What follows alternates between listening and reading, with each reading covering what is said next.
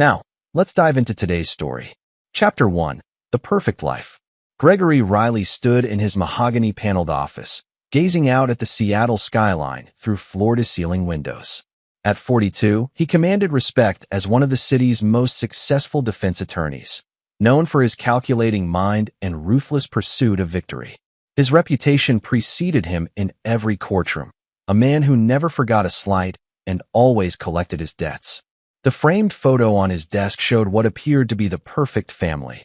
Gregory with his arm around his wife Kate, a stunning blonde with emerald eyes, and their 8-year-old daughter Emily, whose infectious smile could melt even Gregory's hardened heart. Kate Riley, née Schneider, had been a pediatric nurse when they met 12 years ago. Her compassionate nature had initially drawn Gregory to her, though he often wondered if that same softness made her naive to the world's harsh realities. Gregory's upbringing had been far from soft. Raised in Detroit by a single mother after his father abandoned them, he learned early that loyalty was rare and betrayal was the currency of the weak.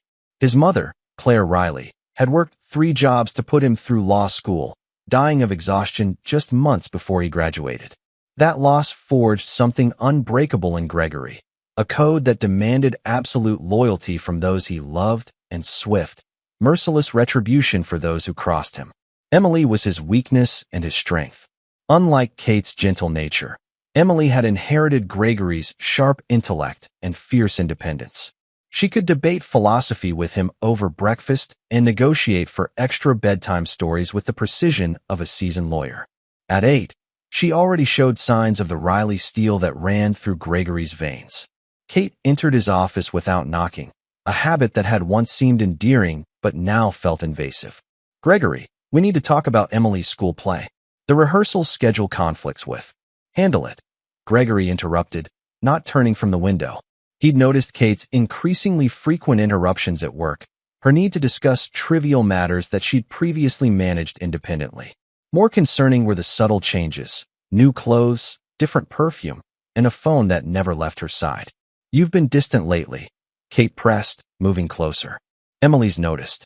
"She asks why Daddy doesn't smile anymore." Gregory finally turned, his pale blue eyes studying his wife's face with the same intensity he reserved for hostile witnesses. Kate had always been beautiful, but lately, there was something different, a glow that came from within, the kind that didn't originate from marriage or motherhood. "I smile when there's reason to," Gregory replied coldly. "Perhaps you could enlighten me about what's been making you so radiant lately." Kate's face flushed, but she maintained eye contact. "I don't know what you mean." "Don't you?" Gregory's voice carried the dangerous quiet that made opposing counsel nervous. "Tell me, Kate, when did you start working late shifts at the hospital again? Because I called last Tuesday, and they said you hadn't worked evenings in over 6 months." The color drained from Kate's face. There was a scheduling change. You must have called the wrong department." Gregory smiled, but it never reached his eyes. "I see. Well, perhaps you can explain why our credit card shows charges at the Fairmont Hotel on days you claim to be working those mysterious night shifts." Kate's composure cracked. "Gregory, you're being paranoid. The stress from your cases." "Paranoid." Gregory stepped closer, his voice dropping to a whisper. "Kate, I built my career on reading people, on spotting lies before they're fully formed. You're having an affair." The accusation hung in the air like a blade. Kate's eyes filled with tears, but Gregory felt no sympathy. He'd learned long ago that tears were often the last refuge of the guilty. "I love our family," Kate whispered. "I love Emily. But not me," Gregory stated. It wasn't a question. Kate's silence was answer enough. Chapter 2. The Other Man. 3 days after the confrontation, Gregory sat in his car outside St. Mary's Hospital, watching Kate's routine with the cold precision of a predator studying prey. He'd hired Marcus Webb, the best private investigator in Seattle, but Gregory preferred to verify things personally. Trust was a luxury he couldn't afford. Kate emerged from the hospital at 6:47 p.m., not toward the parking garage where her car waited, but toward the street corner where a silver BMW idled. Gregory's jaw tightened as he recognized the driver. Nicholas McNamara, the chief surgeon at Seattle General and Kate's former colleague before she transferred to St. Mary's 2 years ago. Gregory knew McNamara by reputation. a brilliant cardiac surgeon with a God complex and a history of inappropriate relationships with staff. At 38, McNamara was handsome in the polished way that money and privilege created, with dark hair and the kind of confident smile that had charmed his way through 3 settlements with former lovers who'd claimed harassment. As Gregory watched Kate slide into McNamara's passenger seat, her hand immediately finding his, a cold fury settled in his chest. This wasn't a new affair. The familiarity between them spoke of months, perhaps longer. Emily had been betrayed as much as he had. That evening, Gregory sat across from Emily at the dinner table, Kate's empty chair a glaring reminder of her emergency shift at the hospital. Emily pushed her food around her plate, her usual chatter replaced by contemplative silence. "Daddy, why doesn't Mommy eat dinner with us anymore?" Emily asked, her dark eyes, so much like Gregory's, meeting his across the table. "Mommy has important work at the hospital," Gregory replied carefully. "She's helping sick people." Emily nodded, but her expression remained troubled. "Mrs. Patterson next door said she saw Mommy getting into a different car yesterday." "Not her car." Gregory's fork paused halfway to his mouth. 8 years old, and Emily already had the observational skills that would serve her well in life, if she lived long enough to use them. "Sometimes Mommy carpools with other doctors," Gregory said, studying his daughter's face. "The man driving wasn't wearing doctor clothes," Emily continued. "He had a fancy suit, like yours. And when I waved, Mommy looked scared." The pieces clicked together with devastating clarity. Kate wasn't just having an affair. She was involving their daughter, exposing Emily to the lies and deception. Gregory's protective instincts, already sharpened by years of courtroom battles, focused with laser intensity.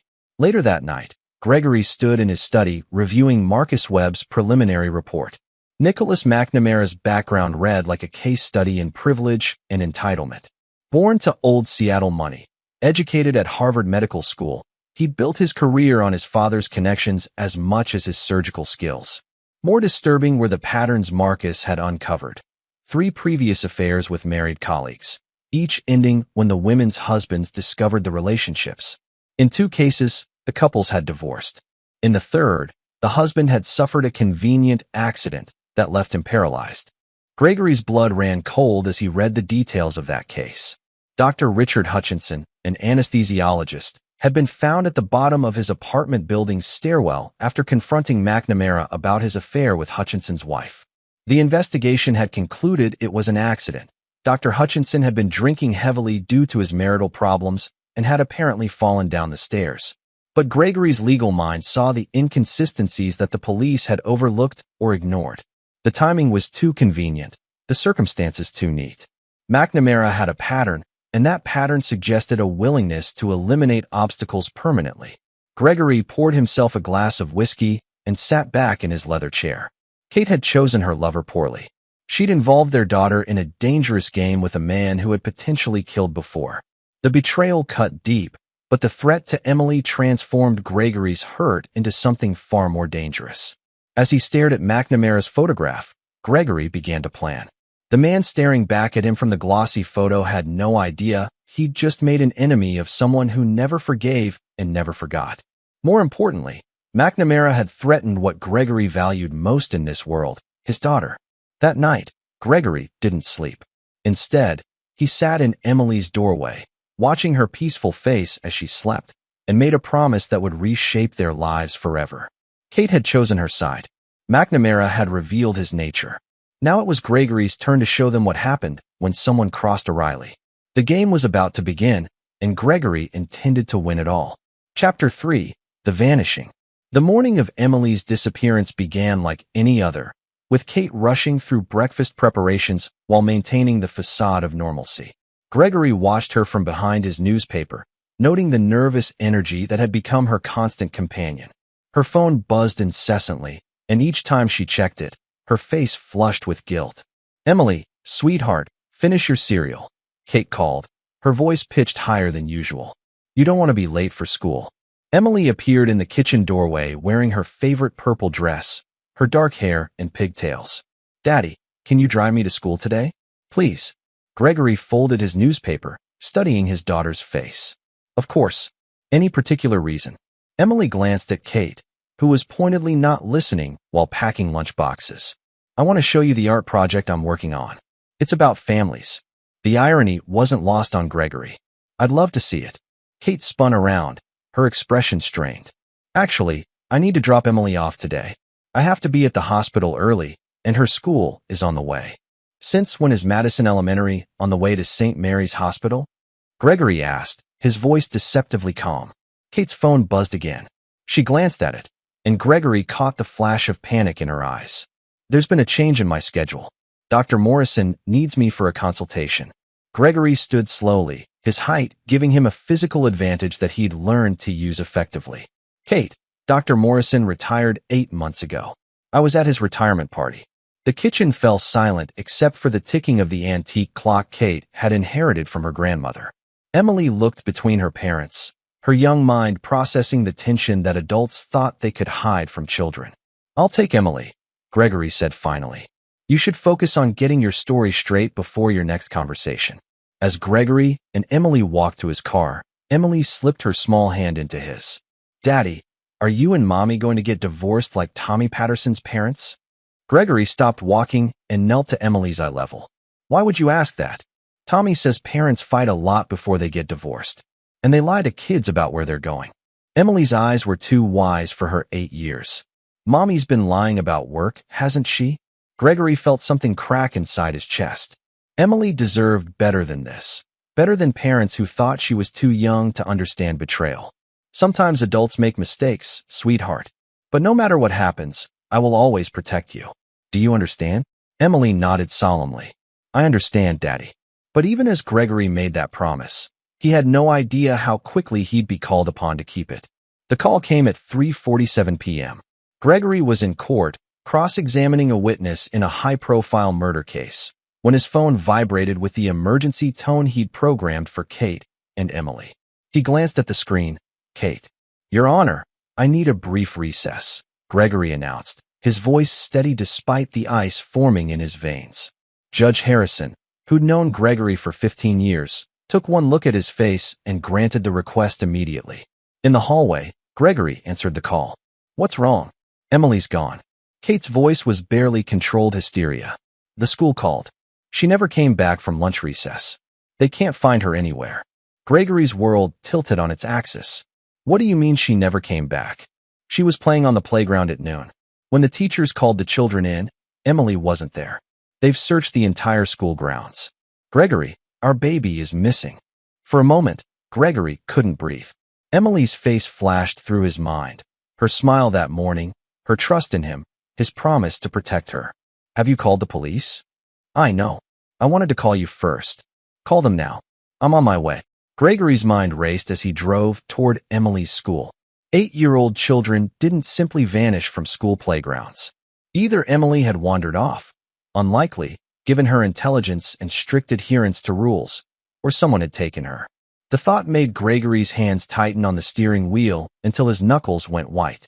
The school was in chaos when Gregory arrived. Police cars lined the parking lot, and he could see officers interviewing teachers and searching the building. Kate stood near the main entrance, her face pale and her hands shaking. When she saw Gregory, she ran to him. They can't find her anywhere. Kate sobbed against his chest. It's like she just disappeared. Gregory held his wife mechanically, his mind already shifting into the mode that had made him legendary in courtrooms. Analytical, methodical, ruthless in pursuit of truth. Tell me exactly what happened. Kate pulled back, wiping her eyes. The teacher, Mrs. Chun, said Emily was playing with a group of children near the playground fence. When the lunch bell rang, all the other children came in, but Emily was gone. Mrs. Chin thought maybe Emily had already gone inside with another class, but when they did roll call, who did you call before you called me? Gregory asked quietly. Kate's face went white. What do you mean? Your phone records, Kate. Who did you call first? Kate's mouth opened and closed soundlessly. Gregory studied her face with the cold precision he'd perfected over years of cross-examination, and what he saw there made his blood freeze. Guilt. Not just the guilt of a frightened mother, but the specific guilt of someone who knew more than she was saying. Kate. Gregory's voice dropped to the dangerous whisper that made judges pay attention. Where is our daughter? Before Kate could answer, Detective Ray Copeland approached them. Gregory knew Copeland from several cases. A good cop. Honest. Thorough. Mr. Riley? I'm handling this case. I need to ask you both some questions. As they walked toward the police cars, Gregory caught something in Kate's expression that chilled him more than anything else that had happened that day. It wasn't just fear for Emily's safety. It was fear of something else entirely. That night, as police officers combed through their house looking for clues and Kate answered the same questions over and over, Gregory stood in Emily's bedroom, staring at the family photo on her nightstand. In the picture, they looked happy, the perfect family he'd thought they were just a week ago. But now, looking at Kate's smile in the photograph, Gregory wondered how long it had all been a lie. How long had his wife been planning this? Because every instinct he'd honed over years of criminal defense was telling him the same thing. Kate knew exactly where Emily was. The question was whether Emily was safe, or whether Gregory's investigation into McNamara had triggered something far more dangerous than a simple affair. As he held Emily's favorite stuffed bear, Gregory made another promise. One that would define everything that came next. He would find his daughter. And when he did, everyone responsible for taking her would pay a price that would make his courtroom reputation seem gentle by comparison. Chapter 4. The Hunt Begins. Detective Copeland's investigation moved with bureaucratic precision, but Gregory's patience lasted exactly 48 hours. While the police questioned neighbors and reviewed security footage from the school, Gregory conducted his own investigation with the ruthless efficiency that had built his career. Marcus Webb's report landed on Gregory's desk like a bombshell on the third day. Kate's affair with Nicholas McNamara stretched back 18 months, longer than Gregory had suspected. More disturbing were the financial records Marcus had uncovered. Kate had been withdrawing small amounts of cash regularly, building a fund that now totaled nearly $30,000. Money Gregory had earned was being used to finance her deception. But the most damning evidence was a series of text messages between Kate and McNamara that Marcus had recovered from Kate's cloud backup. Messages she thought had been permanently deleted. Nicholas, the timeline has moved up. We need to be ready. Kate, I'm scared. What about Emily? Nicholas, trust me. After this weekend, no one will question anything. The final message was sent the morning Emily disappeared. It's done. Phase 1 complete. Gregory stared at the printouts until the words burned into his retinas. Phase 1. Whatever Kate and McNamara had planned, Emily's disappearance was just the beginning. But beginning of what? That evening, Gregory confronted Kate in their bedroom. She was packing a suitcase, her movements frantic and uncoordinated. Going somewhere? Gregory asked from the doorway. Kate spun around, clutching a sweater to her chest. The police think Emily might have been taken out of state. I want to be ready to travel if we get a lead.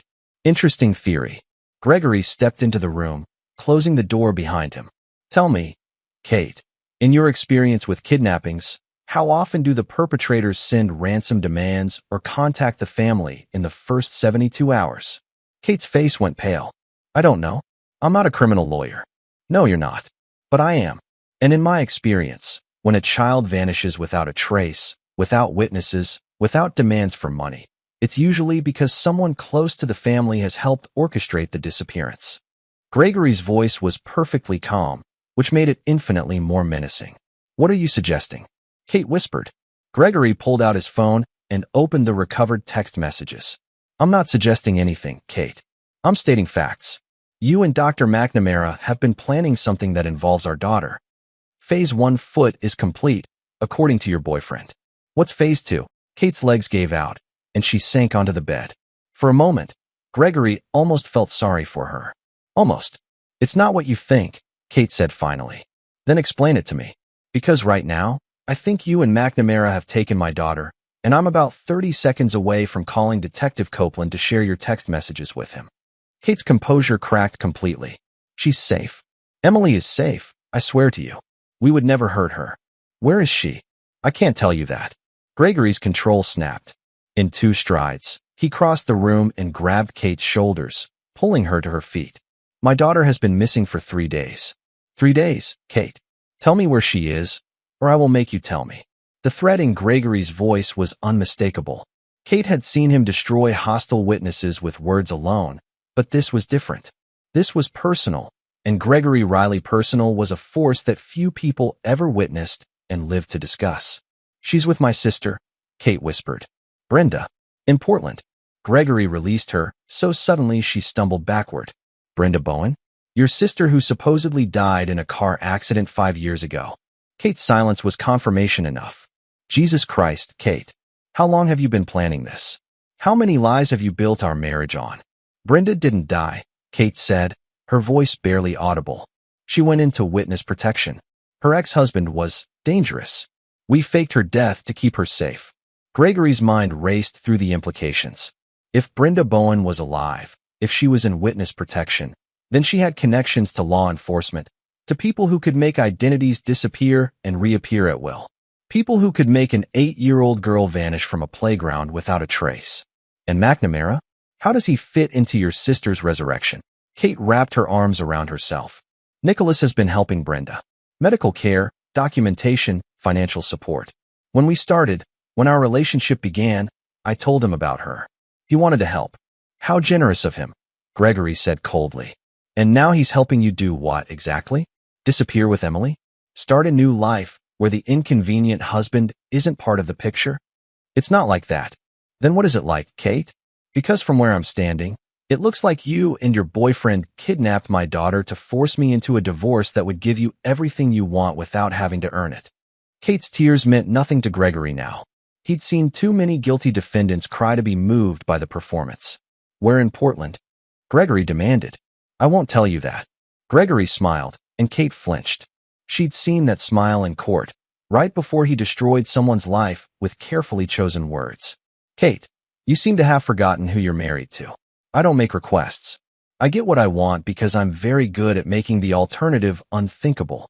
Gregory pulled out his phone. Detective Copeland is going to be very interested in these text messages. And once he starts investigating Dr. McNamara's background, he's going to find some very interesting patterns. What patterns? Richard Hutchinson. Ring a bell? Dr. Hutchinson, who had an unfortunate accident after discovering his wife's affair with McNamara. Copeland's good, Kate. He'll make the same connections I did. And when he does, your boyfriend is going to face murder charges. Kate's face went white. Nicholas didn't kill anyone. Prove it. Tell me where Emily is, and maybe McNamara only faces kidnapping charges instead of murder charges. For a long moment, they stared at each other across the wreckage of their marriage. Then Kate reached for her phone with shaking hands. I'll call Brenda, she whispered. I'll tell her you're coming. As Kate made the call, Gregory felt something cold and final settle in his chest. This wasn't just about an affair anymore. This was about Emily, about family, about the sacred bonds that Kate had chosen to break for a man who collected other men's wives like trophies. But Kate had made one crucial mistake. She'd assumed that Gregory would play by the rules, that he would work within the system to get his daughter back. She'd forgotten that the system was just a game, and Gregory Riley had never lost a game that mattered. Phase 1 might be complete, but Gregory's game was just beginning. Chapter 5, The Warehouse. The address Kate provided led Gregory to an industrial district in Portland, where abandoned warehouses stood like concrete monuments to economic decline. He'd driven through the night, fueled by black coffee and a fury that burned colder with each passing mile. Detective Copeland had reluctantly agreed to let Gregory pursue this lead alone, understanding that a father's desperation could sometimes succeed where official channels failed. The warehouse at 1247 Industrial Boulevard looked exactly like every other building on the block. Broken windows, rust-stained walls, and the kind of desolation that made honest people drive faster through the neighborhood. But as Gregory approached the building, he noticed signs of recent activity. Fresh tire tracks in the dusty parking lot, a generator humming somewhere inside, and windows that had been covered with newspaper to block any view from the street. Gregory parked his Mercedes behind a pile of construction debris and checked his phone. No signal. Whether that was coincidence or intentional, he couldn't tell. But he'd come too far to let communication problems stop him now. The side door was unlocked, which should have been his first warning. Gregory stepped into the warehouse's dim interior, his footsteps echoing in the vast space. Sunlight filtered through dirty skylights, creating pools of light separated by deep shadows.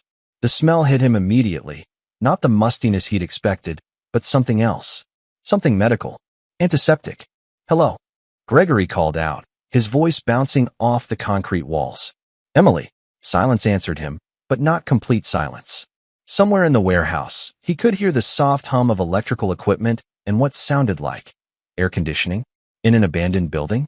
Gregory moved deeper into the warehouse, his eyes adjusting to the dim light.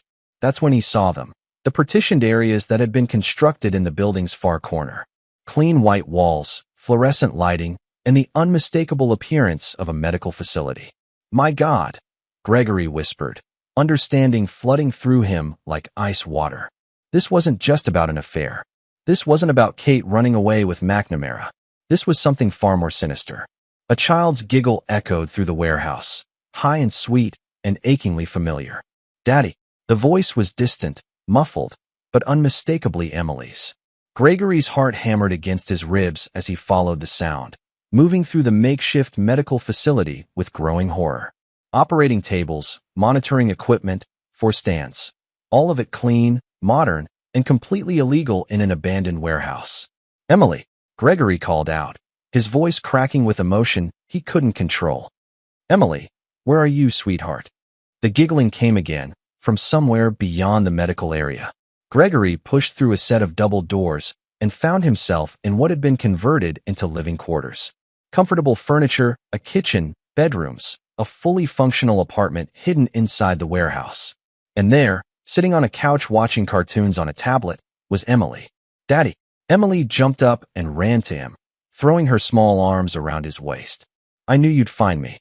Aunt Brenda said you would, but Uncle Nick said maybe you wouldn't want to."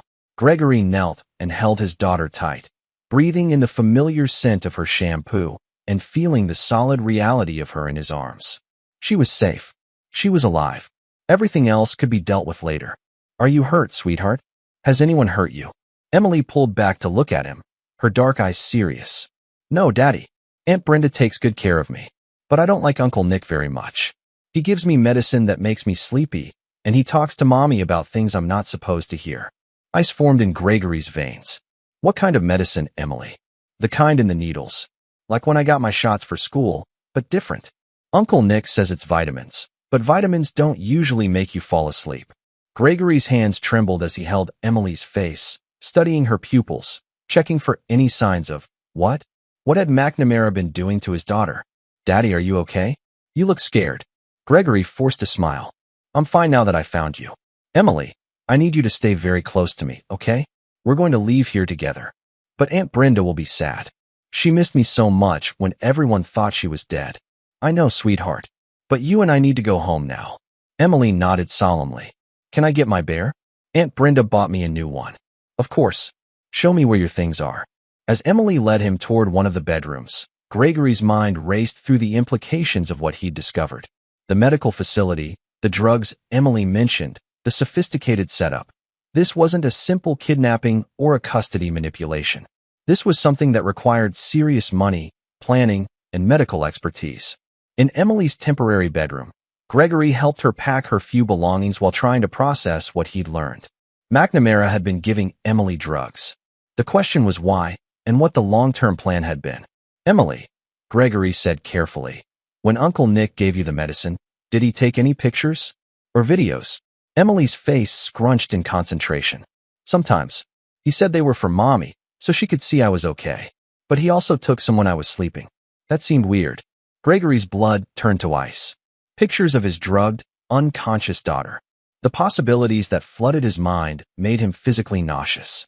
"Daddy, you look sick." "I'm fine, sweetheart. Are you ready to go?" Emily nodded, clutching her new teddy bear. "Will Mommy come with us?" "No, Emily. Mommy made some bad choices. It's going to be just you and me for a while. Like when you and Mommy used to fight about your work."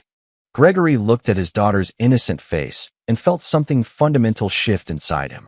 Emily had been exposed to far more than any child should endure. She'd been lied to, drugged, photographed while unconscious, and used as a pawn in a game she couldn't understand. "Something like that," Gregory said softly. "But Emily, I promise you something. No one will ever hurt you like this again. No one will ever take you away from me. Do you understand?" Emily nodded. "I understand, Daddy. But what about Aunt Brenda? She's not really dead, you know." "I know, sweetheart. But sometimes adults have to disappear to stay safe. And sometimes they disappear because they've done things that hurt other people." As they walked toward the warehouse exit, Gregory's phone finally found a signal and immediately began buzzing with missed calls and messages. Kate, Detective Copeland, Marcus Webb, everyone wanted to know if he'd found Emily. But Gregory ignored the phone. Right now, only one thing mattered: getting Emily somewhere safe.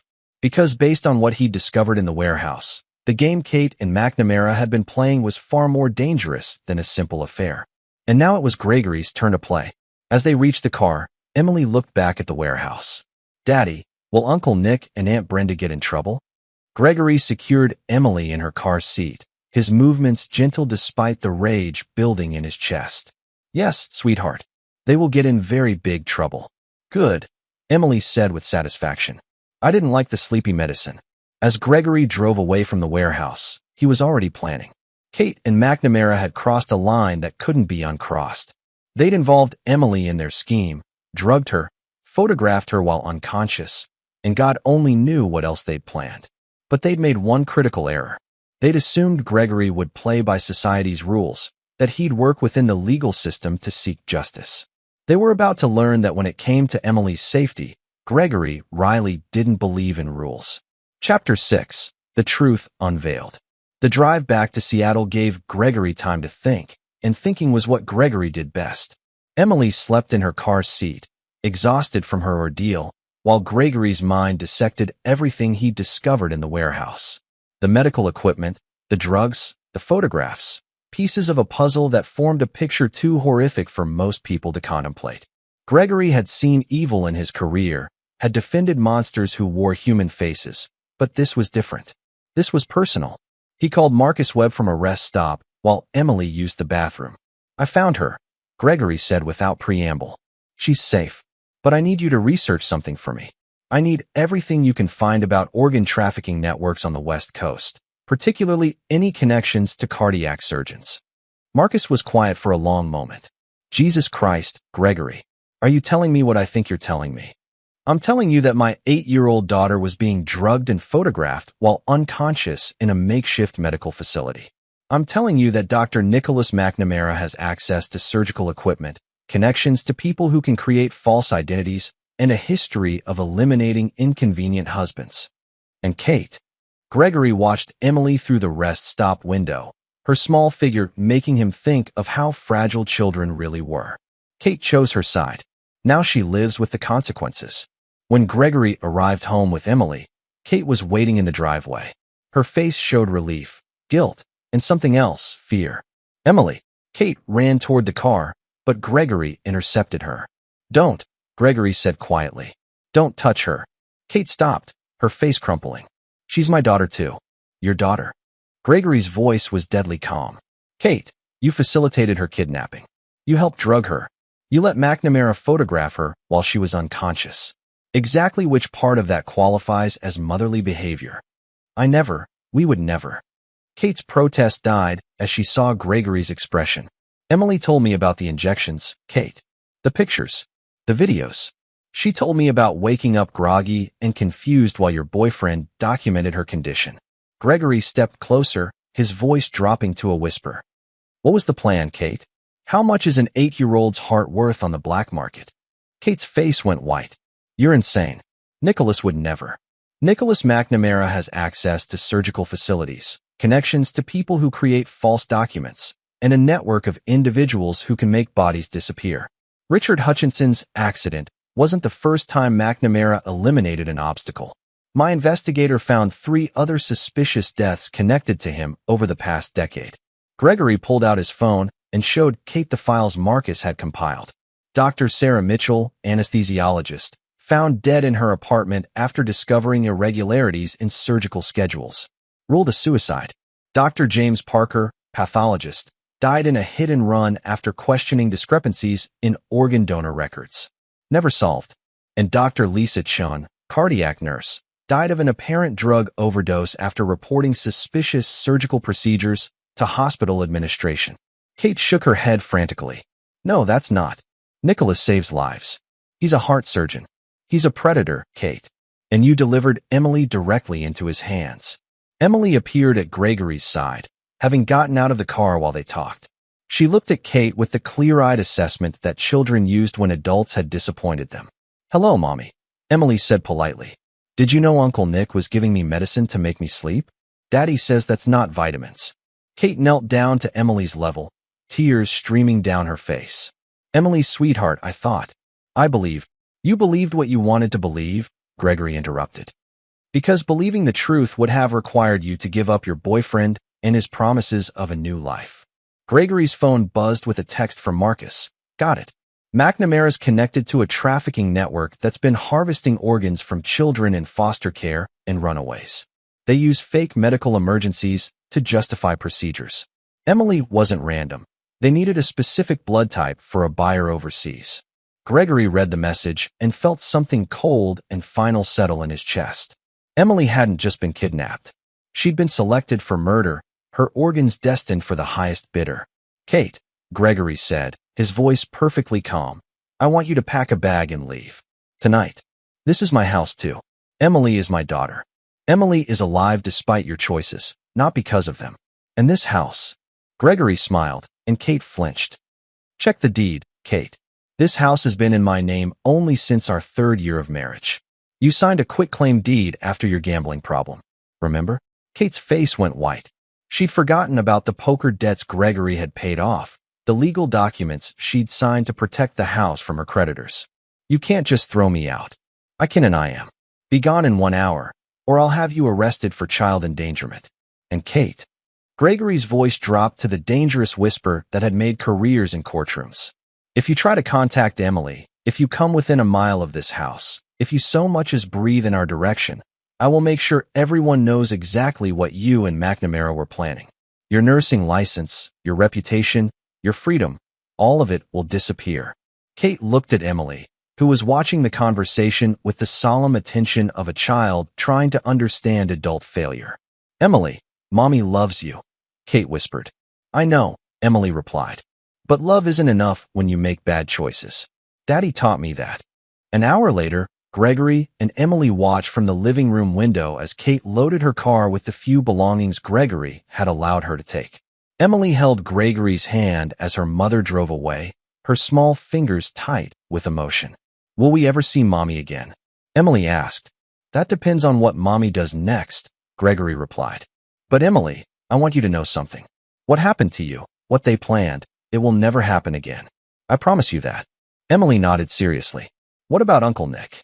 Gregory looked down at his daughter's trusting face and made another promise, one that he intended to keep regardless of the cost. "Uncle Nick is going to learn that some mistakes can't be forgiven," Gregory said softly. "And some people don't get second chances." As Emily settled into bed that night, safe in her own room for the first time in a week, Gregory sat in his study reviewing Marcus's research. The trafficking network was sophisticated, international, and protected by layers of false documentation and corrupted officials. But Gregory had spent his career finding weak points in seemingly impenetrable defenses. And Dr. Nicholas McNamara, for all his surgical skill and criminal connections, had made one fatal error. He'd threatened Emily Riley. And Emily Riley's father was Gregory Riley, a man who'd built his reputation on destroying people who thought they were untouchable. The real game was about to begin. Chapter 7. The Hunter Becomes Prey. Gregory spent the next 2 weeks rebuilding normalcy for Emily while methodically gathering intelligence on Nicholas McNamara's operation. Emily returned to school with a carefully crafted story about a family emergency, and Gregory arranged for private security to monitor her movements. She would never be unprotected again. Meanwhile, Marcus Webb's investigation revealed the full scope of McNamara's network. The cardiac surgeon had been operating what amounted to a boutique organ trafficking service, targeting children with rare blood types and specific genetic markers for wealthy clients overseas. The warehouse in Portland was one of 3 facilities McNamara operated across the Pacific Northwest. But Gregory wasn't interested in exposing the network to authorities. That would take years of investigation, trials, and appeals. McNamara would hire expensive lawyers, disappear evidence, and potentially escape justice entirely. Gregory had a different kind of justice in mind. On a Tuesday evening, Gregory received an unexpected visitor. Detective Copeland stood on his doorstep, his expression grim. "We need to talk," Copeland said. Gregory invited him in, offering coffee while Emily finished her homework in the kitchen. They settled in Gregory's study, the same room where Gregory had planned the destruction of countless opponents. "Kate came to see me yesterday," Copeland began. "She's making some serious allegations about you, such as, she claims you threatened her, forced her to leave her home, and are preventing her from seeing Emily. She wants to file kidnapping charges." Gregory leaned back in his leather chair, studying Copeland's face. "And what do you think of these allegations?" "I think Kate Riley is desperate to control a narrative that makes her look like the victim instead of an accomplice to child endangerment." Copeland pulled out a folder. "I also think she doesn't know that I've been investigating Dr. McNamara since Emily disappeared." Gregory's eyebrows rose slightly. "Oh, Richard Hutchinson's death was never closed properly. Too many inconsistencies. When Emily vanished, I started looking at patterns. McNamara's name kept coming up." Copeland opened the folder. "Want to know what I found?" "I'm listening." "Dr. McNamara has been treating children for a rare genetic condition, one that requires them to be heavily sedated during procedures. Except there's no record of these children having this condition before they started seeing McNamara, and several of these children have subsequently died in accidents or from sudden illnesses." Gregory felt his pulse quicken. "How many children?" 17 over the past 5 years. All with rare blood types. All previously healthy." Copeland leaned forward. "Gregory, I think your daughter was selected as victim number 18. And Kate? Kate was the perfect inside connection. A nurse with access to medical records. Someone who could identify potential targets and provide detailed health information." Copeland's expression darkened. "I don't think she understood what McNamara was really doing until it was too late to stop it. That doesn't excuse her choices." "No, it doesn't.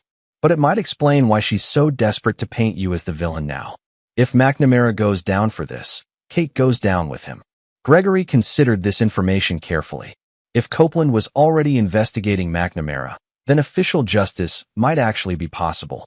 But official justice would take time, and time was something Gregory wasn't willing to give McNamara. "Detective, what would it take to build a solid case against McNamara?" "Evidence. Testimony. Financial records proving he profited from these deaths." Copeland studied Gregory's face. "The kind of evidence that would require someone with access to McNamara's private records and facilities." "Someone like me?" "I didn't say that." Gregory smiled. "No, you didn't. But hypothetically, if someone were to provide you with compelling evidence of McNamara's crimes, would you be able to act on it quickly?" "Hypothetically, if the evidence was legally obtained and properly documented, yes." That evening, after Emily was asleep, Gregory called Marcus Webb. "I need you to arrange a meeting with McNamara," Gregory said. "Are you insane? He's trying to harvest your daughter's organs." "Exactly. Which means he'll want to finish what he started.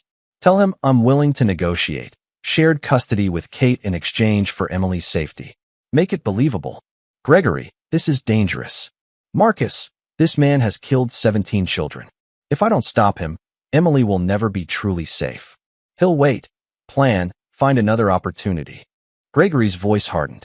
"I won't live looking over my shoulder, wondering when he'll try again." The meeting was arranged for the following Saturday at a restaurant in Bellevue. Public enough to seem safe, private enough for serious conversation. Gregory spent the intervening days preparing with the same meticulous attention he gave to trial preparation. Saturday evening found Gregory sitting across from Nicholas McNamara in an upscale steakhouse, studying the man who'd planned to murder his daughter. McNamara was handsome in the polished way that money and privilege created, with the kind of confident smile that had charmed his way through decades of deception. "Mr. Riley," McNamara extended his hand. "Thank you for agreeing to meet." Gregory shook the offered hand, noting the surgeon's soft skin and manicured nails. "Doctor, I understand we have mutual interests to discuss." "Indeed. Kate is quite concerned about Emily's welfare. She feels the current situation is traumatic for the child. Emily seems to be adjusting well to her mother's absence.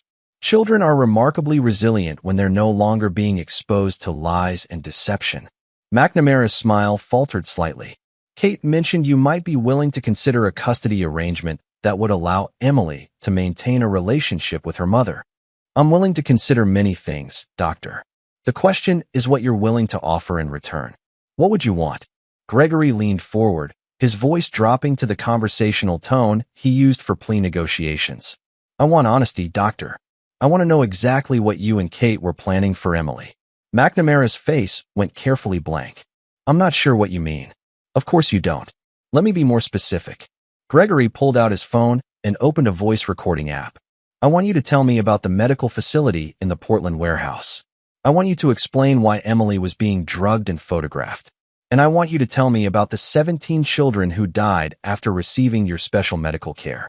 McNamara's composure cracked. "You're recording this conversation?" "I'm documenting it. For my daughter's protection and my own peace of mind." McNamara started to stand, but Gregory's voice stopped him. "Doctor, I wouldn't recommend leaving. You see, I've discovered some very interesting things about your medical practice. Things that Detective Copeland would find fascinating. You have no proof of anything illegal. Don't I?" Gregory smiled. "Marcus Webb is very thorough in his investigations. Bank records, travel documents, correspondence with overseas clients. It's amazing what a skilled investigator can uncover when properly motivated." For the first time since they'd met, McNamara looked genuinely frightened. "What do you want?" "I want the truth. All of it. In exchange, I'll consider allowing Kate's supervised visitation with Emily." It was a lie, of course. Gregory would never allow Kate near Emily again. But McNamara didn't know that. "And if I refuse?" "Then Detective Copeland receives a very comprehensive file tomorrow morning, and you spend the rest of your life explaining to federal prosecutors why 17 children died after you treated them." McNamara was quiet for a long moment, his surgeon's hands trembling slightly as he reached for his wine glass. When he finally spoke, his voice was barely audible. "How do I know you won't turn me in regardless of what I tell you?" Gregory's smile was cold and utterly without mercy. "Doctor, you plan to murder my 8-year-old daughter and sell her organs to the highest bidder. Your trust in my word is the least of your problems." And with that single statement, Gregory began extracting the confession that would destroy Nicholas McNamara's life as thoroughly as McNamara had planned to destroy Emily's. Chapter 8. The Reckoning.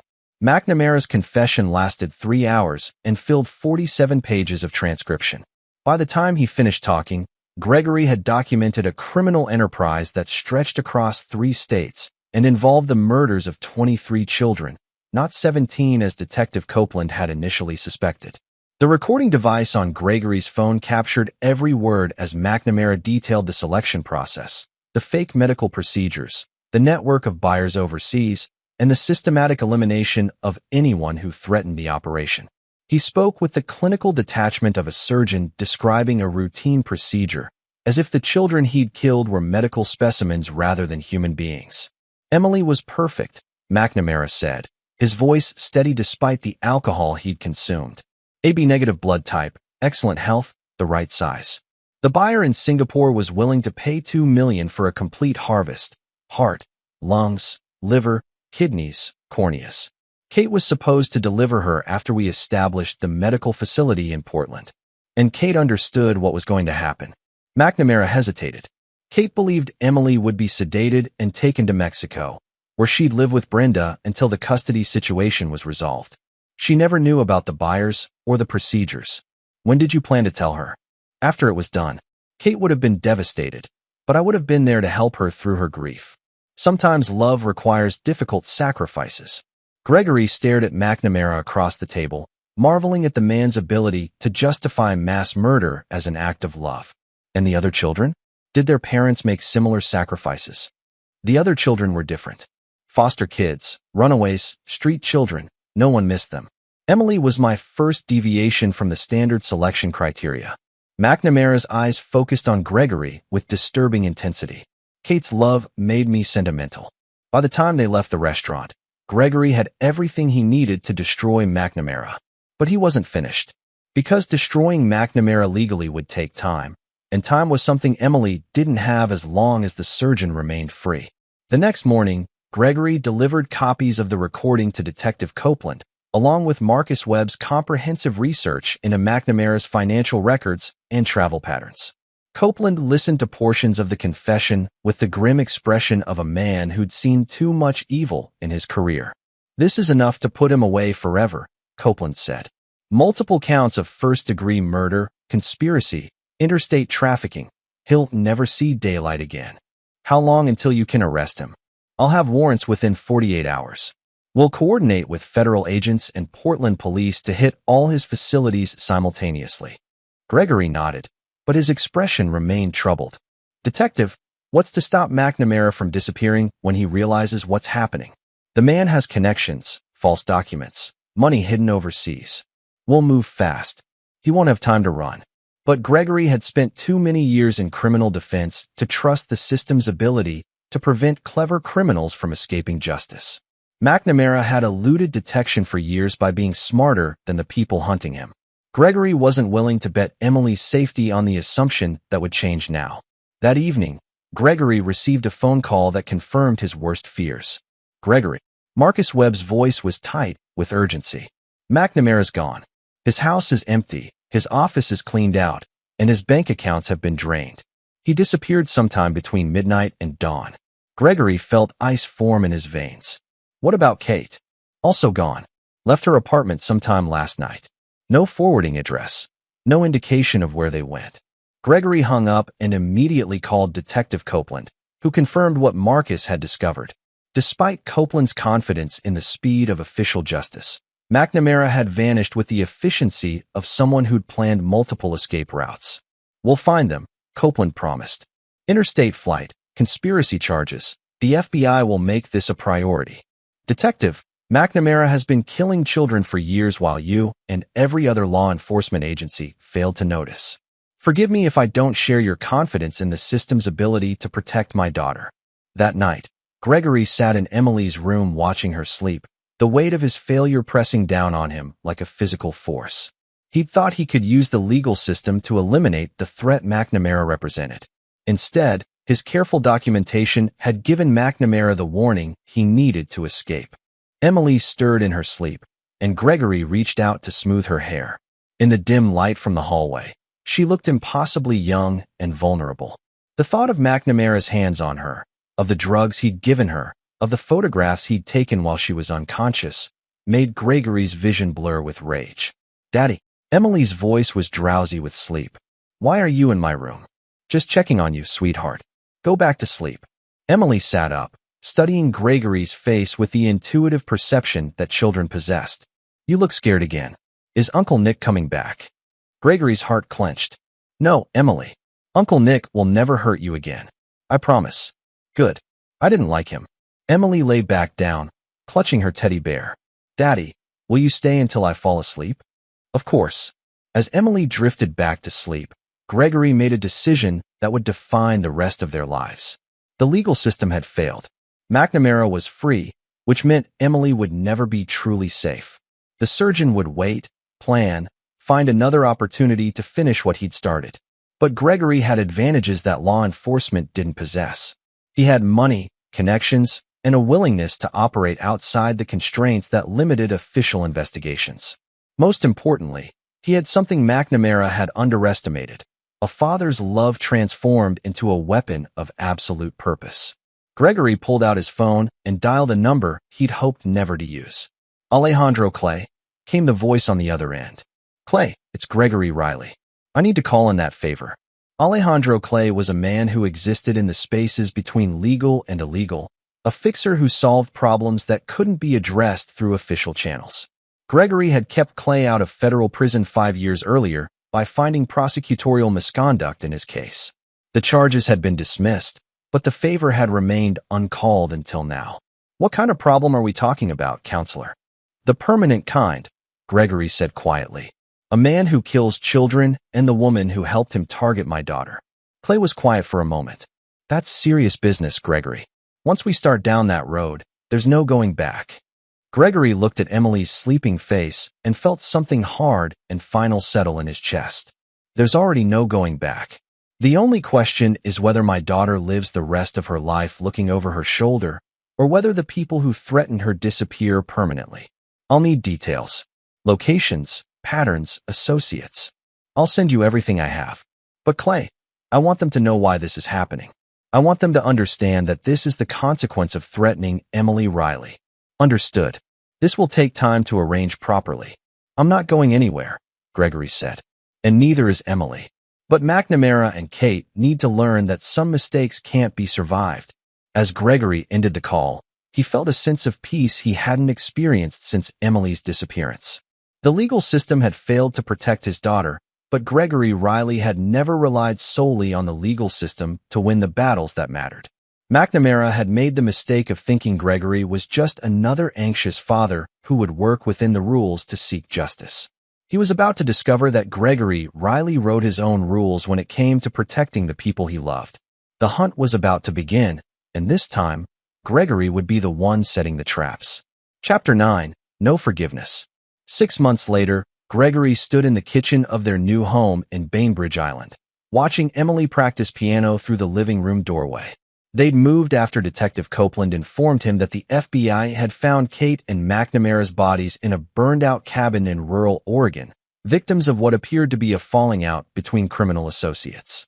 Natural consequences of an unnatural lifestyle, Copeland had said, though his eyes had studied Gregory's face carefully. The investigation is ongoing, but honestly, Mr. Riley, the world is safer without them. Gregory had expressed appropriate shock and concern, had even attended Kate's memorial service where he played the role of the grieving ex-husband. Emily had not attended. Some connections, once severed, could never be repaired. The piano lesson ended, and Emily appeared in the kitchen, her dark hair pulled back in a ponytail, her serious expression reminding Gregory of himself at that age. "Daddy," Mrs. Patterson called, Emily said, referring to their new neighbor. She wanted to invite us to dinner again. "What did you tell her?" "That we prefer to eat at home. Just us." Emily climbed onto the stool at the kitchen island, accepting the glass of milk Gregory poured for her. She asked about Mommy again. Gregory tensed slightly. "What did you say?" "The truth. That Mommy made bad choices and won't be coming back." Emily's voice was matter-of-fact, without the emotional devastation that other children might have displayed. Mrs. Patterson looked sad, but I told her that sometimes families are better when the bad people go away. Gregory studied his daughter's face, noting the hardness that had developed around her eyes over the past months. Emily had processed her mother's betrayal with a cold logic that was both impressive and concerning. "Emily, do you ever miss Mommy?"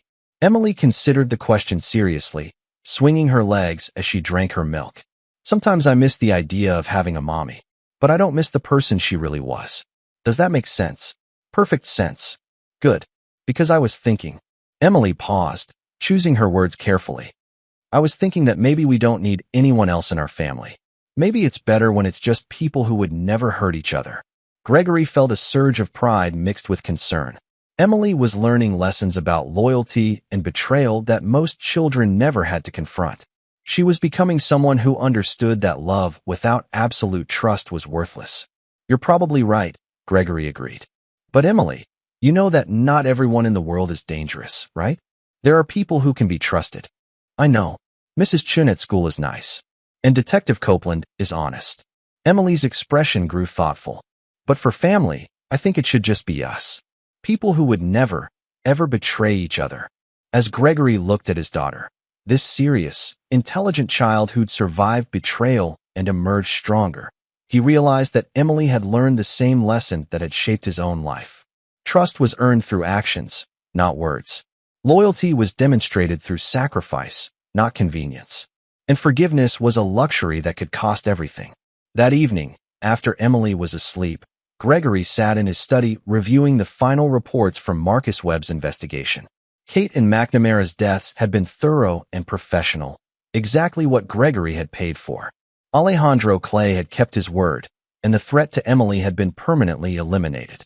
But the investigation had revealed one final twist that Gregory hadn't expected. Among McNamara's papers, found in a safety deposit box in Portland, was a list of future targets.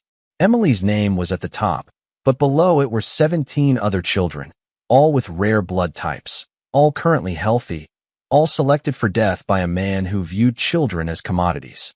Gregory had provided those names to Detective Copeland anonymously, allowing law enforcement to protect those families without revealing how the information had been obtained. 17 children would live because McNamara was dead. It was a mathematics of justice that Gregory found deeply satisfying. A soft knock on his study door interrupted his thoughts. Emily stood in the doorway wearing her favorite purple pajamas, her teddy bear tucked under one arm. "Couldn't sleep?" Gregory asked. "I had a bad dream. About the warehouse." Emily padded across the room and climbed into Gregory's lap, settling against his chest with the trust that only children could display. "The warehouse can't hurt you anymore," Gregory said softly, wrapping his arms around his daughter. "The people who wanted to hurt you are gone forever. I know, but sometimes I still remember being scared." Emily looked up at Gregory's face. "Daddy, when I grow up, will I be like you?" "What do you mean?" "Strong. Someone who protects people and makes sure bad people get punished." Gregory considered the question carefully. Emily was already showing signs of the Riley steel, the hardness that came from understanding that the world contained genuine evil and that sometimes that evil had to be eliminated rather than rehabilitated. "You'll be whoever you choose to be, Emily. But yes, I think you'll be strong. And I think you'll be someone who protects the people you love." "Good. Because I never want anyone to hurt our family again." Gregory held his daughter close, breathing in the familiar scent of her shampoo and feeling the steady rhythm of her heartbeat against his chest. Kate had chosen her path when she decided to betray their family. McNamara had chosen his when he decided to target Emily. Both had paid the price for their choices. But Emily had also made a choice, to trust Gregory completely, to understand that love sometimes required harsh action, and to accept that forgiveness wasn't always possible or appropriate. As Gregory carried Emily back to her room and tucked her into bed, he reflected on the lessons they'd both learned. Kate had taught them that blood relationship didn't guarantee loyalty. McNamara had taught them that evil often wore a charming face. But most importantly, they learned that family was defined by choice rather than genetics, and that some bonds were strong enough to survive anything. "Daddy," Emily whispered as Gregory turned off her light, "I love you more than anyone else in the whole world." "I love you too, sweetheart. More than you'll ever know. Even more than you loved Mommy." Gregory paused in the doorway, considering his answer. "Emily, what I feel for you isn't the same as what I felt for Mommy. Love between a parent and child is different. It's permanent, unconditional, and it never changes no matter what happens. That's the kind of love that lasts forever. And if someone tries to hurt me again?" Gregory's voice carried the same dangerous quiet that had once made opposing counsel nervous. "Then they'll learn what happened to the last people who made that mistake." Emily smiled in the darkness. "Good. I feel safe when you talk like that." As Gregory closed Emily's door and returned to his study, he felt a sense of completion that had been missing since Kate's betrayal. Emily was safe, the threats had been eliminated, and they'd built a family based on absolute trust and unwavering loyalty. Outside, Seattle sparkled in the distance across the dark waters of Puget Sound. Somewhere in that city, other families were struggling with betrayal, deception, and the painful discovery that love wasn't always enough to protect the people who mattered most. But Gregory Riley had learned a different lesson. Love without the willingness to defend, it was meaningless. Trust without the ability to punish betrayal was worthless. And forgiveness without justice was simply another word for weakness.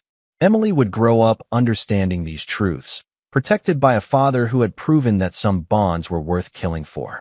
She would never again trust anyone who hadn't earned that trust through absolute loyalty, and she would never forgive anyone who betrayed the family they'd built together. It was a hard lesson for a young child to learn, but it was the lesson that would keep her alive and safe in a world where predators wore human faces and evil often came disguised as love. As Gregory settled back into his chair and opened his laptop to review cases for the coming week, he felt the deep satisfaction of a man who had played a dangerous game and won everything that mattered. Kate and McNamara were gone. Emily was safe, and the family they'd rebuilt from the ashes of betrayal was stronger than anything that had come before. Some people learned to forgive and forget. The Rileys had learned something far more valuable: how to protect what mattered most, no matter the cost. And in a world full of predators and betrayers, that knowledge was worth more than forgiveness could ever be.